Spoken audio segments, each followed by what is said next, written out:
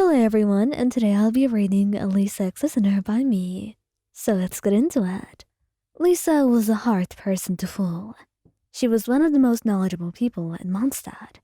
So of course, that meant that your feelings that you've been hiding for so long, or rather attempting to hide, were rather obvious to her, to an embarrassing degree.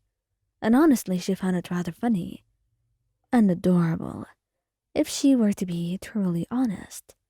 But she wanted you to confess. She would love for you to be a little bit bolder, to be a bit more honest with yourself, and overcome that barrier that you've put between you two. She could honestly make it easier for herself and confess her own feelings, but that would be far less exciting. She yearned for that excitement, for that little bit of unknown that would make her just have a little change in her life. After all, being a librarian didn't often include a lot of action, and that meant that any action she wanted in her life was mostly outside of her usual duties. So it would be nice to get something special, and that would be your job. So that's why she had made an elaborate plan to give you an excuse to confess, a way to make it easier. And, quite frankly, it was an easy way. She had told you she has been making potions and wanted you to come and try some out for her. And in one of them, she included what she had called a love potion. She didn't tell you to try it.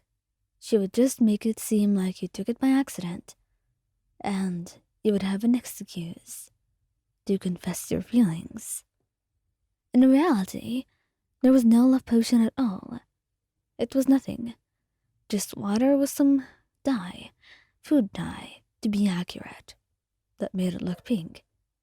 She had read about the placebo effect, and she thought it would work on you. It would be adorable to think that your heightened feelings of romance and your desire is just due to some potion. But then you wouldn't feel so embarrassed. Or at least you'd feel like your actions are excusable and understandable. And if it fails, then maybe she was quite wrong about all of these assumptions and you didn't love her at all. Which was a risk she was willing to include in her own calculations. So when you walked in and you looked at the potions, Lisa smiled at you. "Oh, I've been waiting for you, cutie. Now go on. Which one do you want to take?" "Oh, wait. I think I forgot something." "Take whichever one you want. I'll be back in but a moment." And as soon as she left, you took one. You presumed it was all safe.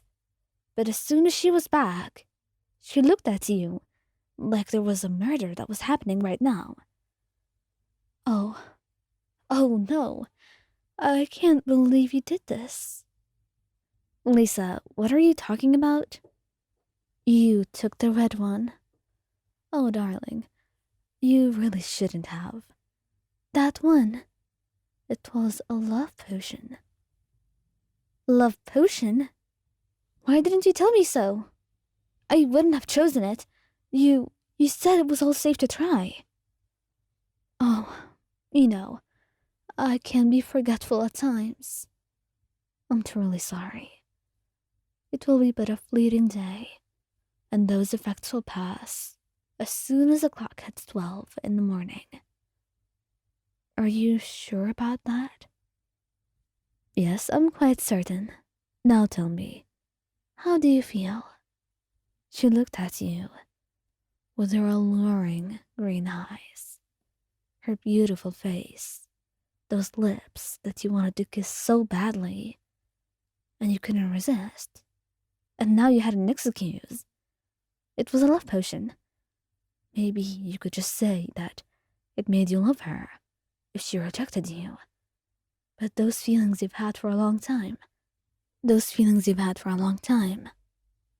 they could finally be acted out. You could try without risk. while you would risk getting your heart hurt when she tells you that she didn't want this. But at least your friendship would not be in danger. I don't know, Lisa. I'm feeling quite strange. Could you come closer? You ask her, and she smiles, devious as always, much like a fox she is, stepping closer to you and holding your hand in her own, interlacing her fingers between yours. Tell me, darling, how are you feeling? You're worrying me. I'm worrying you?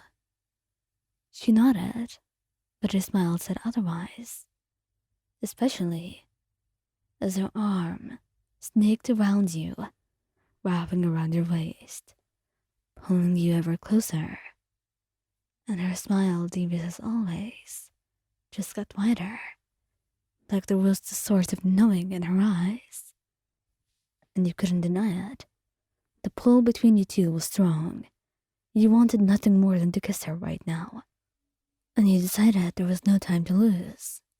You didn't want this opportunity to go to waste. So you leaned in, pressing your lips against hers. And Lisa grabbed you by the hair, pulling on it as she brought you ever closer, deepening the kiss between you two, like nothing else in the world mattered. And once you pulled away for air, you looked at her. I love you, Lisa. I truly do. And she chuckled, wrapping her arms around you and pulling you closer. I know that. I know it very well. That's why I let you drink that potion. To be honest, I was planning this for a while now. I wanted to give you an excuse to confess. I didn't want to be the one to do it, so that's why I did this. And look at you now. Your cheeks are so red. And you look just adorable, sweetheart. I've been waiting. Lisa, seriously. I didn't expect this from you. And neither did I. But I guess love just makes us do unexpected things, doesn't it?